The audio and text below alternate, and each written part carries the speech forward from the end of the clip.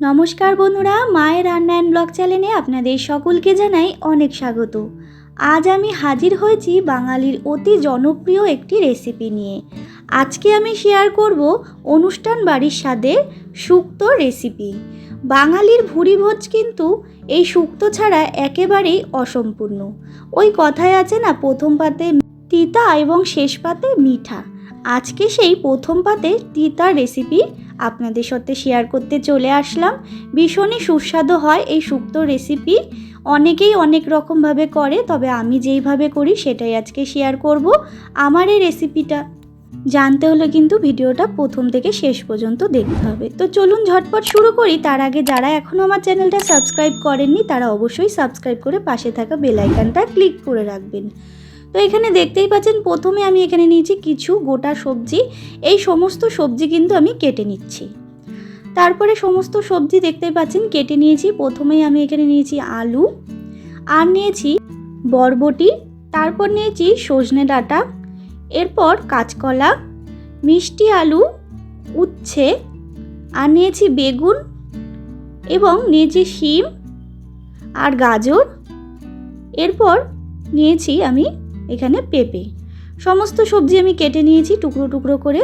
তারপর এখানে একটা মিক্সিং জার নিয়ে নিয়েছি, তার মধ্যে কিছু মশলা তৈরি করে রাখবো। প্রথমেই আমি দিয়ে দিলাম এখানে সর্ষে, মানে কালো সর্ষে, তারপরে দিয়ে দিলাম পোস্ত, আর দিয়ে দিলাম আদা, এরপর দিয়ে দিচ্ছি নারকেল কোড়া। তারপরে সামান্য জল দিয়ে কিন্তু আমি একটা মিহি পেস্ট করে রেখে দেবো। তারপর আমি সরাসরি গ্যাসে একটি কড়াই বসিয়ে দিয়েছি, তার মধ্যে কিছু মশলা তৈরি করে নেব। তো প্রথমে দিয়ে দিলাম আমি এখানে মৌরি, আর দিয়ে দিলাম রাঁধুনি। এবার এটাকে শুকনো খোলায় ভেজে আমি কিন্তু মিহি করে গুঁড়ো করে নেব। তারপর আবারও সেই কড়াইটার মধ্যে আমি দিয়ে দিচ্ছি পরিমাণ মতো সর্ষের তেল, আর পুরো রেসিপিটা কিন্তু আমি সর্ষের তেলেই করব। এরপর তেলটা গরম করে নিচ্ছি। তো দেখুন বন্ধুরা, তেলটা গরম হয়ে গেছে। তারপরে আমি কিছু বড়ি ভেজে নিচ্ছি, আর এই শুক্তোতে কিন্তু বড়িটা দিলে বেশ ভালো লাগে। তারপরে বড়ি ভেজে তুলে রেখেছি। তারপরে ওই তেলের মধ্যে দিয়ে দিলাম আমি সামান্য পরিমাণ লবণ। লবণটা দিয়ে কিন্তু আমি সমস্ত উচ্ছেগুলো ভেজে নিচ্ছি, আর উচ্ছেগুলো কিন্তু অবশ্যই একটু ভেজে নিতে হয় আগে থেকে। তো দেখতেই পাচ্ছেন উচ্ছেগুলো কিন্তু বেশ লাল লাল করে আমি ভেজে নিয়েছি। এরপরে তেল ছেঁকে তুলে রাখছি। তারপরে ওই তেলের মধ্যে আমি সামান্য পরিমাণ আবারও একটু লবণ দিয়ে দিচ্ছি বেগুনগুলো কিন্তু আমি আবারও আলাদা করে ভেজে নিচ্ছি। তো বেগুন ভাজা কমপ্লিট। তারপরে ওই তেলের মধ্যেই আমি দিয়ে দিলাম 5 ফোড়ন আর একটা তেজপাতা। যেহেতু শুক্তো তাই খুব বেশি তেলের ব্যবহার করব না। ফোড়নের ফ্লেভারটা একটু বেরিয়ে আসলে দিয়ে দিতে হবে সমস্ত কেটে রাখা সবজিগুলো দিয়ে দিচ্ছি, দেখতেই পাচ্ছেন। এবার খুব ভালো করে কিন্তু সবজিগুলো এই ফোড়নটার সাথে আমি একটু সাঁতলে নেব।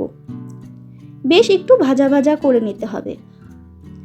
তো দেখুন বন্ধুরা, সমস্ত সবজিগুলো কিন্তু আমি ফোড়নের সাথে সাঁতলে নিয়েছি, আর ফোড়নটার ফ্লেভারটা কিন্তু সমস্ত সবজির মধ্যে চলে গেছে।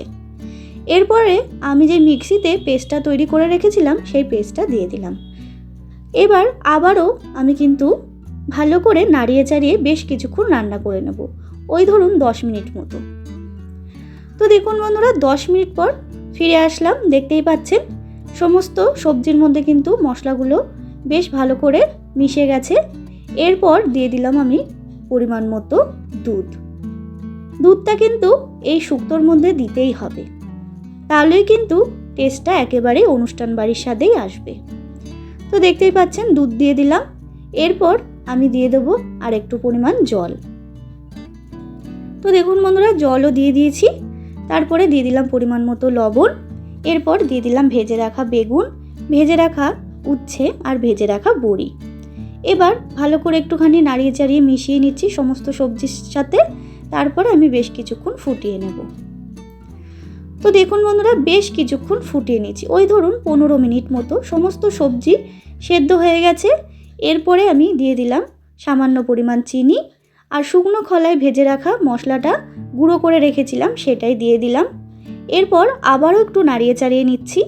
দেখতেই পাচ্ছেন একটু নাড়িয়ে চাড়িয়ে কিন্তু আমি সমস্ত সবজির সাথে কিন্তু আমি মশলাটাকে মিশিয়ে নিচ্ছি।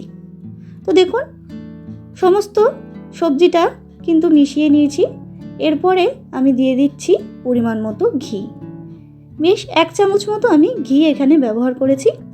তো ঘিটা দিয়েও আমি আবারও বেশ একটু নাড়িয়ে চাড়িয়ে নেব, যাতে ঘিটা সমস্ত সবজির মধ্যে, ঝোলের মধ্যে কিন্তু মিলেমিশে যায়। আর আমার কিন্তু একেবারে রেডি এই শুক্তো রেসিপি।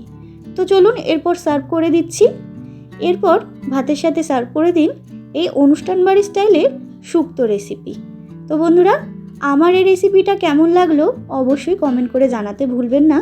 বাড়িতে একবার হলেও এইভাবে ট্রাই করে দেখবেন, ভীষণ ভালো লাগবে। যদি রেসিপিটা ভালো লেগে থাকে তাহলে অবশ্যই লাইক, কমেন্ট, শেয়ার করতে একদম ভুলবেন না। দেখা হবে নতুন একটি রেসিপির সাথে।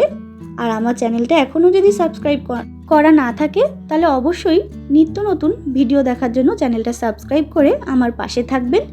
দেখা হবে নতুন একটি রেসিপির সাথে নতুন কোনো ব্লগে। ততক্ষণের জন্য ভালো থাকবেন, সুস্থ থাকবেন। ধন্যবাদ।